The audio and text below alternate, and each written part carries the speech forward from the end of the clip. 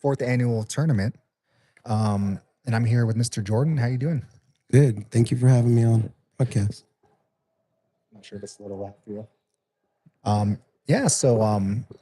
You told me earlier that you're here to be a parent, and you also help to coach a little bit.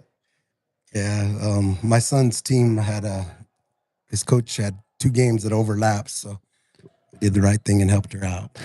So how's the off season going for you so far? It's good. I've been more of a parent and enjoying my son's track season and just kind of supporting, my student athletes and different tournaments and going around traveling a lot but yeah, we're gonna get in the summer lined out for my high school team.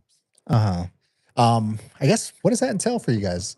So we call it June ball for summer basketball, and I try to go the entire month of June, and then try to stay away from July because our team, our student athletes have Native American nationals and Piestoa and NABI. So we, what it looks like right now is we're gonna enter a league, and I have multiple teams because we have an amazing eighth grade group coming up, and I return a good group of student athletes and so we're going to be in a league in Flagstaff this summer.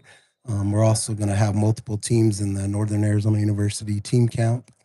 And then, we're going to hit some other tournaments around Valley. We have some other things scheduled. Trying to think of what else. There's actually still things that we're kind of in the works of planning, but we do a lot of traveling and we're trying to focus on player development amongst our three teams because, we have a good incoming class that I'm very fortunate. My assistant coach, Ferlandez, Mhm. started the player development. I coached him in seventh grade and he coached him this past year. And so, those kids are, well ready. They understand our system. And then, we have some other kids in our, that we anticipate coming to Winslow High School. So pretty excited for that. And then, I return a good chunk of players from last year's squad and I'm getting one of my key players back in Ian Benali. And so we're really excited to have Ian back and, from the ACL injury and really excited for that.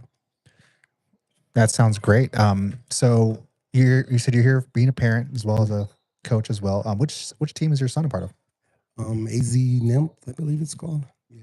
So that's his team. And this is my first day. I haven't been here the previous 2 days. And yeah, so he's playing with my former player, Jerry Alcoffey, sister's team, and him and Jariah, they're both eighth graders. So we're excited. And, she needed a little bit of help. And so yeah, had some games overlap. So I helped her out a little bit. So is this your first time being at this tournament?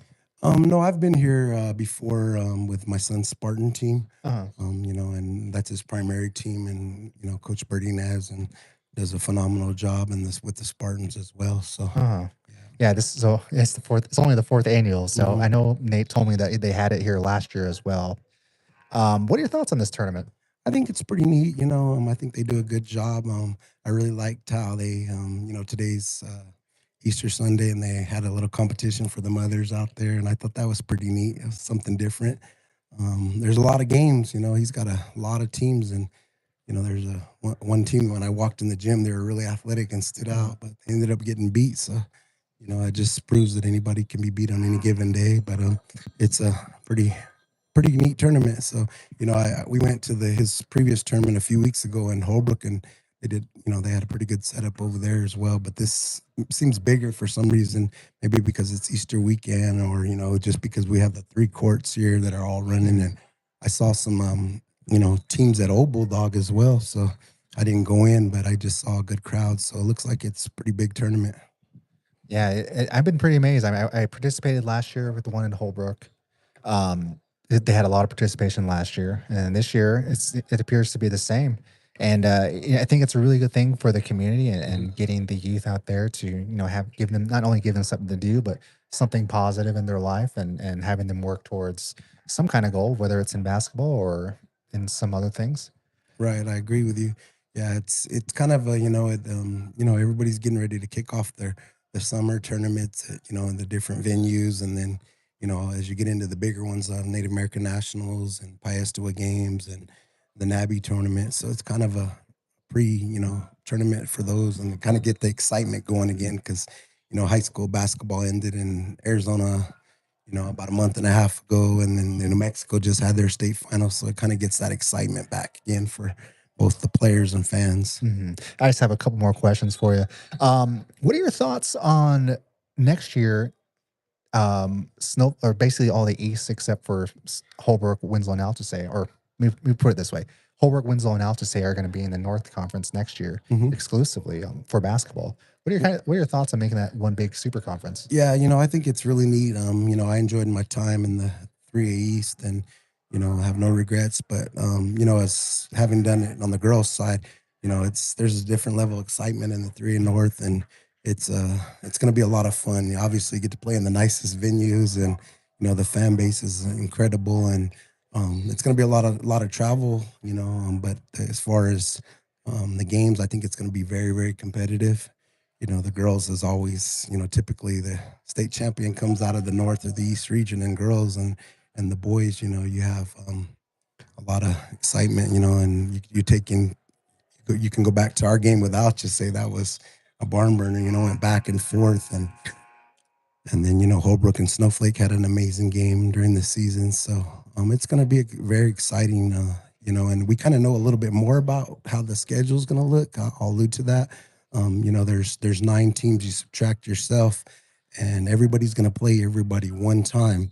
And then there's 2 subgroups. And the first group, I believe it is Winslow, Monument Valley, Tuba City, Page, and Chinley. Chinley, yes, and they'll all play each other twice. And then your other group, I believe it's Holbrook, Window Rock, Alchese, and Ganado, Yeah. and they'll play each other twice. And then you'll get your other freedom games. For example, we're probably going to use one of ours with Holbrook because it's a good A friendly rivalry, yeah. rivalry game. And then what we also know is that the AIA is going to schedule 2 cross category games, but we don't know at the moment who that's going to be. It could be a South team, it could be a Western team, one of the Central teams, and we still want to keep that rivalry with Snowflake. Mhm. So we're gonna try to get a game with them, but that doesn't leave you a whole lot of games of your 17 games, and then sometime if you're lucky, you'll get that 18th game if you're helping another team. So we kind of know a little bit more about it, but there's still some things up in the air, and those schedules should be being released soon. Mhm. Yeah, we're excited to see what those entail. My last question: how disappointed are you with U of A getting beaten down last night? Oh man, I am upset. I'm a Yeah. diehard Wildcat fan, and yeah, it was tough to watch. Michigan's very good though, and I'm proud of my Wildcats. They made a great run, but we just weren't able to finish it out, and so yeah, it's a little bit disappointing. But I credit to Michigan. Sometimes you just run into a dog that's a little tougher than you. I know it seemed like everything was just going Michigan's way. They were just throwing it up and the ball was going in, and it's hard to win when that's going on as well. Yeah, they shot lights out. I don't know what the stats are on that game, but it's probably a very high percentage. Yeah. All right. Well, again, well, thank you for coming on for this brief little interview, and I hope your team that you're following is doing well. This is it. Did you just win or did you? No, we lost. So I told the coach I messed it up. So Uh, yeah, no, we that team was undefeated though. We lost by a bucket, so it was a good game uh, though. I was very proud of these kids. So yeah, it's hard to yeah, keep track from a spectator's point of view because there's no scoreboard yeah, or anything like that. and when you're filling in, you don't really train the kids, so you don't have a lot of time to work with them. So you just kind of show up and coach, and but kids are kids, and they had fun, and they're gonna use it as a learning experience and player development. So this is where we build our players in the off season. Mhm. All right. Well, thank you very much for Thank coming you. on to the podcast. And this is the Sports on I-40. Thank you for tuning in.